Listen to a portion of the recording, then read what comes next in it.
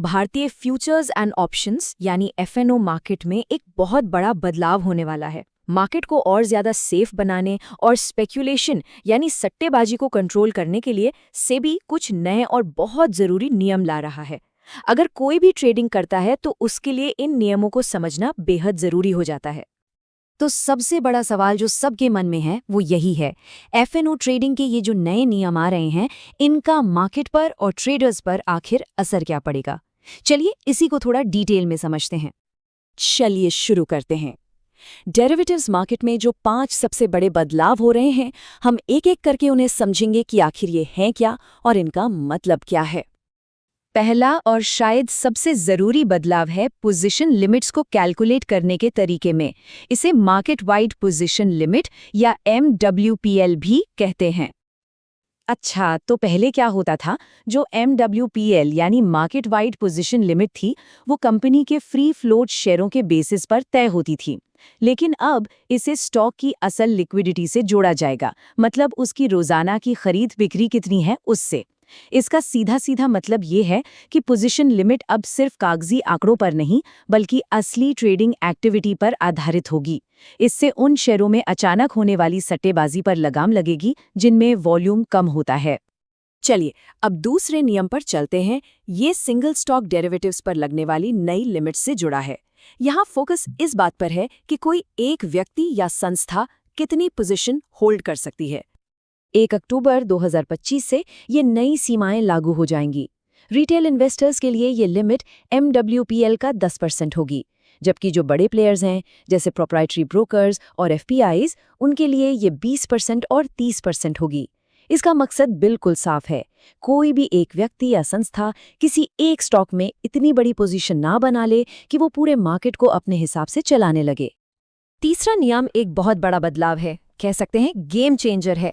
सेबी अब सिर्फ दिन के आखिर में नहीं, बल्कि ट्रेडिंग के दौरान भी बड़ी पोजीशंस पर नजर रखेगा। इसे ही इंट्राडे मॉनिटरिंग कहते हैं। तो अब एक हार्ड कैप, एक सीमा तय कर दी गई है। इंडेक्स डेरिवेटिव्स में दिन के दौरान कोई भी 5,000 करोड़ रुपए से ज्यादा की नेट पोजीशन नहीं रख पाएगा। ये मार्केट में बहुत ज्यादा स्पेक्यूलेशन को रोकने का एक सीधा और असरदार तरीका है।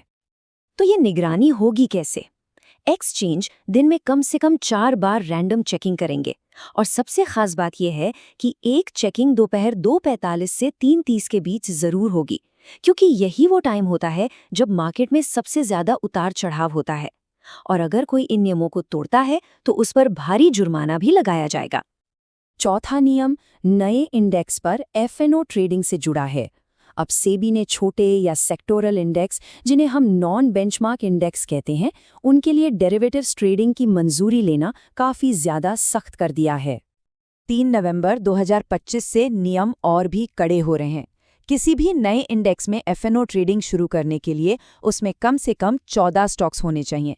साथ ही किसी एक स्टॉक का वेटेज 20% से ज्यादा और टॉप 3 स्टॉक्स का कुल वेटेज 45% से ज्यादा नहीं हो सकता।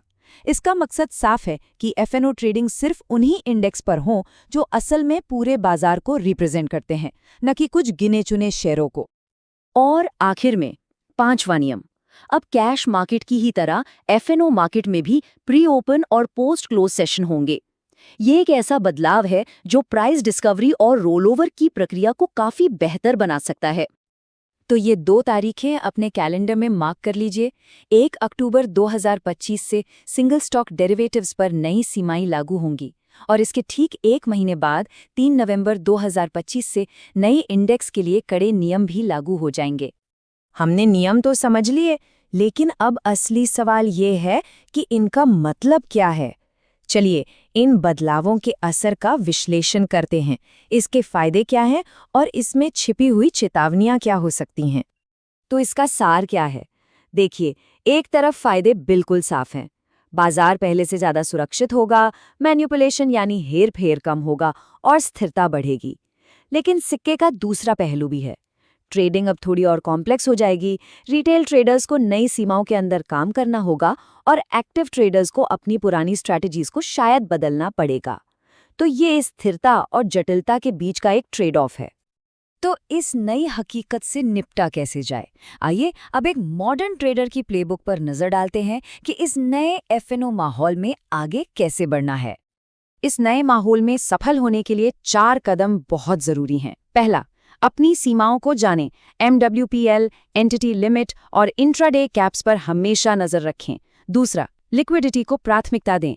कम वॉल्यूम वाले शेयरों के डेरिवेटिव्स में ट्रेडिंग करते वक्त सावधान रहें, क्योंकि वहां जोखिम ज्यादा होगा। तीसरा, नए सेशंस के लिए तैयार रहें। मार्केट के प्री ओपन और पोस्ट क्लोज सेशन के हिसाब से अपनी स्ट्रैटेजी को एडजस्ट करें। और चौथा, जो शायद सबसे जरूरी है, अपने रिस्क को मैनेज करें।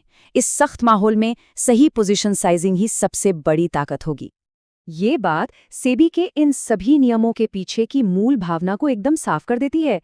लक्ष्य डेरिवेटिव्स एक्सपोजर को वास्तविक लिक्विडिटी के साथ मिलाना है, जिससे हेरफेर और सट्टेबाजी की अधिकता कम हो। मतलब पूरा फोकस मार्केट की स्थिरता पर है। तो ये सब हमें डेरिवेटिव्स ट्रेडिंग के भविष्य के बारे में क्या बताता है? चलिए इस बदलते हुए बाजार पर एक आखिरी विचार के साथ इसे खत्म करते हैं। और ये हमें इस आखिरी सोचने पर मजबूर करने वाले सवाल पर लाता है, क्या ये नियम स्थिरता को बढ़ावा देकर भारतीय बाजार को मजबूत करेंगे, या फिर कहीं अनजाने में ये इनोवेशन और लोगों की भागीदारी को सीमित तो नहीं कर देंगे? इस बड़े नियामक बदलाव का अंतिम परिणाम क्या होगा, ये तो खैर वक्त ही बताएगा।